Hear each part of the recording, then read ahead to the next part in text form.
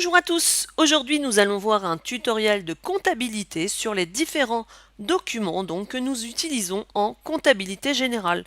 Donc nous allons parler du journal, du grand livre et de la balance. Alors pour commencer, le journal. Donc le journal, on va le voir à l'aide d'un petit exemple comment il se construit. Il faut savoir que nous pouvons avoir deux types de journaux. Nous allons avoir des journaux généraux où on peut enregistrer toutes les opérations de façon chronologique. Donc quand je dis toute opération, ça peut être des achats, des ventes, de la trésorerie, etc., etc.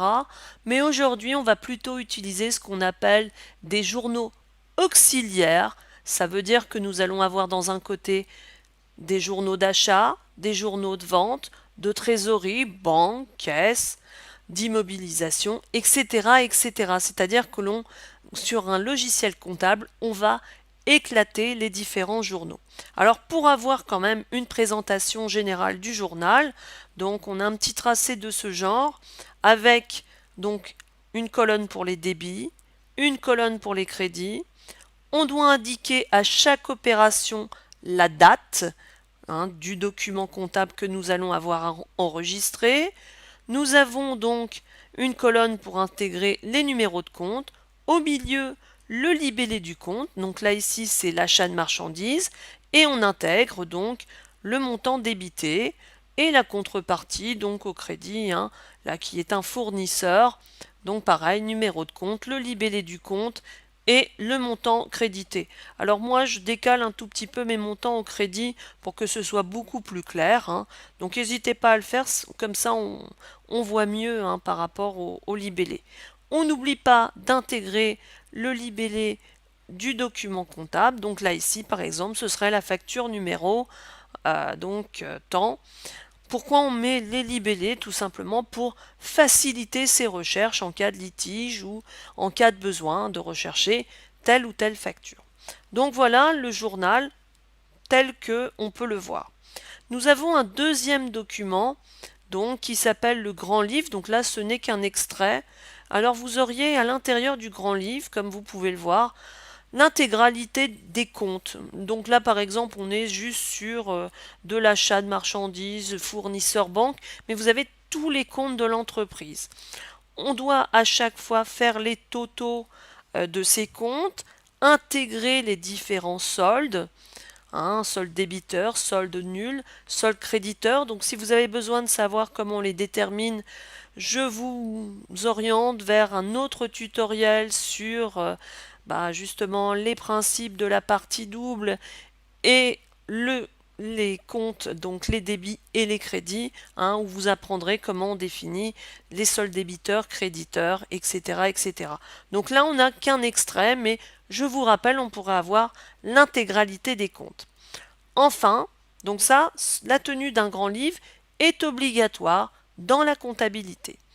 Dernier document donc que nous avons, c'est la balance. Alors la balance, première chose, alors vous voyez c'est un très très gros document, je vais vous expliquer un petit peu comment on le remplit ce document.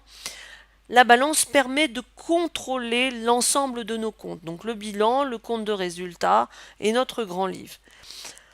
Ce contrôle va se faire justement en regardant, en ayant le fait que nos totaux de débit sont égaux aux totaux des crédits, comme vous pouvez le voir ici, et que les totaux de nos soldes créditeurs sont égaux aux totaux des soldes débiteurs, comme vous pouvez voir ici.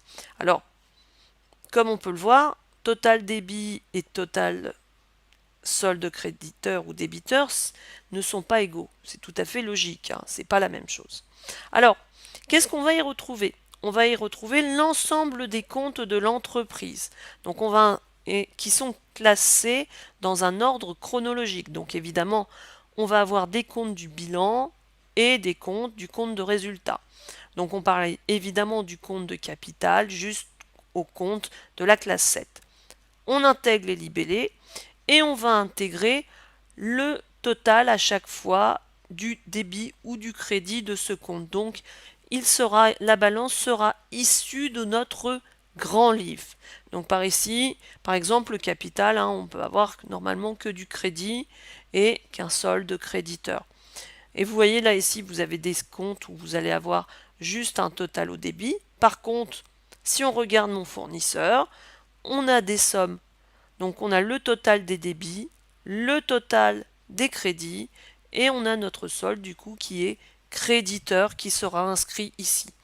Donc en fait, vous reprenez les différents totaux de vos différents comptes pour donc monter votre balance. Et la balance sera correcte si vos totaux sont égaux les uns aux autres. Donc voilà pour ces petits documents comptables. Donc c'est juste des petits documents à remplir de façon très très rigoureuse. À savoir qu'avec l'informatique, vous pouvez tout de suite ressortir vos documents sans aucun souci. Donc il vaut mieux quand même savoir comment on les construit pour pouvoir derrière les contrôler parce que ce sera votre travail en tant que comptable général. J'espère que ce petit tuto vous sera utile. En attendant, je vous dis à bientôt pour un autre tuto.